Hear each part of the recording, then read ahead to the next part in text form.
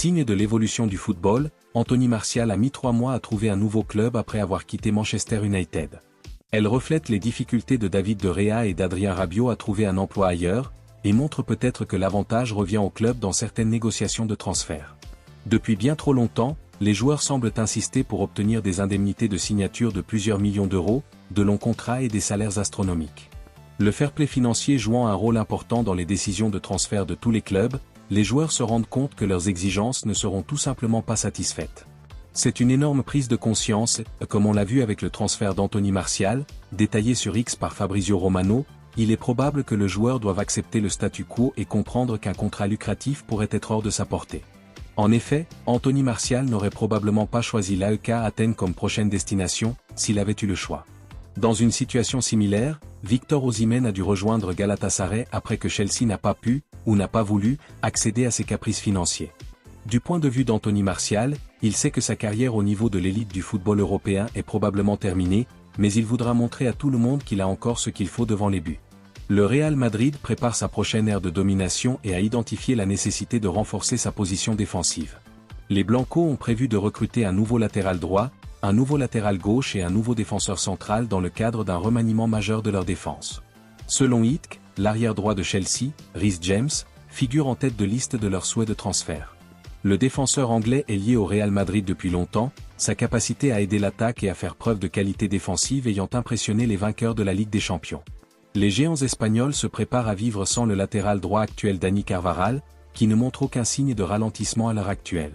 L'Espagnol a aidé l'Espagne à remporter l'Euro 2024 cet été et a montré qu'en dépit de sa trentaine, son niveau de performance n'a pas baissé.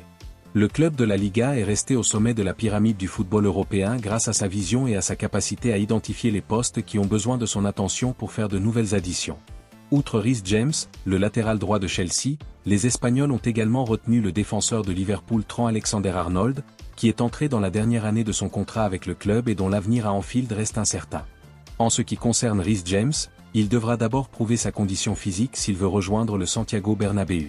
Le rapport mentionne que le club espagnol aime le défenseur de Chelsea mais qu'il est réticent à faire un transfert à ce stade en raison des problèmes de conditions physiques rencontrés par le défenseur.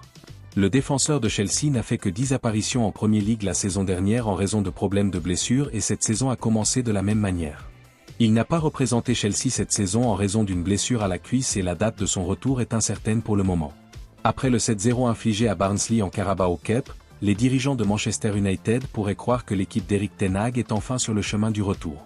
Cela fait longtemps que les Red Devils ne sont plus considérés comme la meilleure équipe du pays, et il faudra encore du temps avant qu'ils n'atteignent à nouveau de tels sommets, mais s'ils sont capables de faire preuve d'une certaine constance dans leur jeu, le monde leur appartiendra. Beaucoup dépendra aussi, bien sûr, de la force de leur travail lors des prochaines fenêtres de transfert.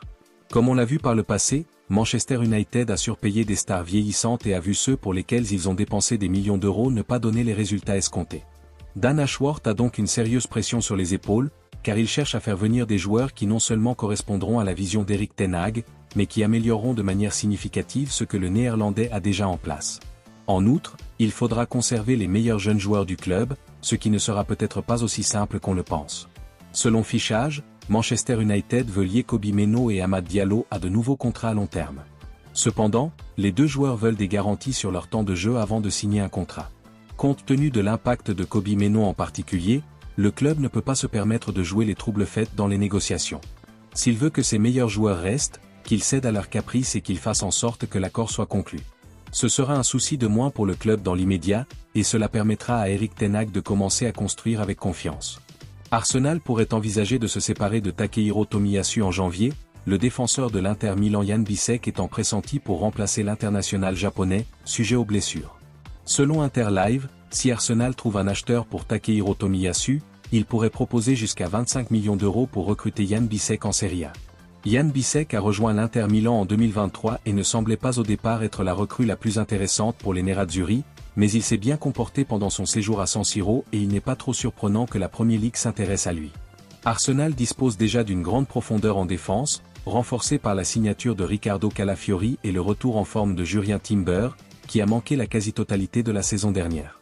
Cependant, Takehiro Tomiyasu a du mal à rester en forme et il est peut-être logique que Mikel Arteta s'intéresse à un autre joueur qui pourrait lui fournir une option de secours plus fiable. Il semble que Arsenal montre maintenant un intérêt ferme pour Jan Bisek, et il sera intéressant de voir si cette transaction peut effectivement se faire au milieu de la saison. Il n'est pas fréquent de voir autant de mouvements majeurs pendant la fenêtre de janvier, mais il semble que le joueur de 23 ans soit dans leur radar alors que Mikel Arteta et ses coéquipiers perdent patience avec Takehiro Tomiyasu, qui a lui-même été sur le radar de l'Inter dans le passé, même si ce dernier rapport suggère que ce n'est plus le cas.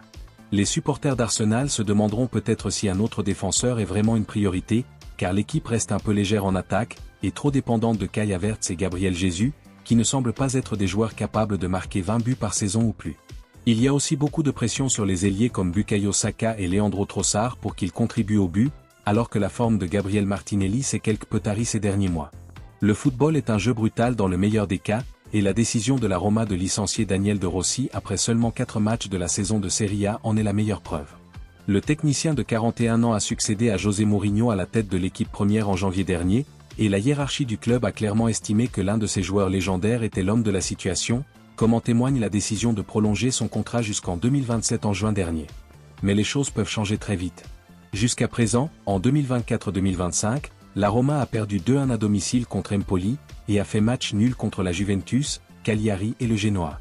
Il semble que le résultat contre le Genoa ait été la goutte d'eau qui a fait déborder le vase pour les propriétaires, le groupe Friedkin, et mercredi matin, le site officiel de la Roma a annoncé la nouvelle du limogeage de Daniel De Rossi.